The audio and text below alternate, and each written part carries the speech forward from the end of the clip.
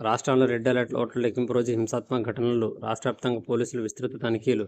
దాడులు, నిందితులపై హత్యాయత్న కేసులు. ఇప్పటికే నమోదైన ఎఫ్ఐఆర్లో సెక్షన్ 307 చేర్పు.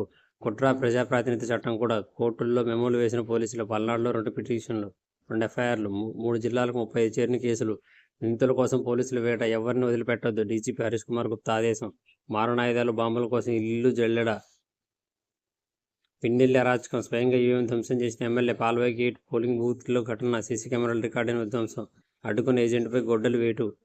మాచర్లో 7 చోట్ల ఈవీఎంల ధ్వంసం. సుప్రీంకు అదే స్క్రిప్టు. ఎన్జీటీకి ఇచ్చినట్లు మన ఫార్మేట్లోనే ఉండాలి. ఇసుక తవ్వకాలు, అక్రమాలు లేవని చెప్పండి. తవ్వకాలు, అక్రమాలు లేవని రిపోర్ట్ ఇవ్వండి. కలెక్టర్లు, ముఖ్యాధికారులు, వసూలు రాజాలు ఒత్తిళ్లు. అదో మోసగాళ్ల ముఠా. ప్రధాని మోడీ. 20 లక్షల కోట్ల అవినీతుల భాగస్వాములు. ఇండి కూటమిపై మోదీ ఫైర్. ఒడిశాకు తుపాను ముప్పు. నేడు అల్పపీడనం, ఎల్లుండి వాయుగుండంగా మారే అవకాశం.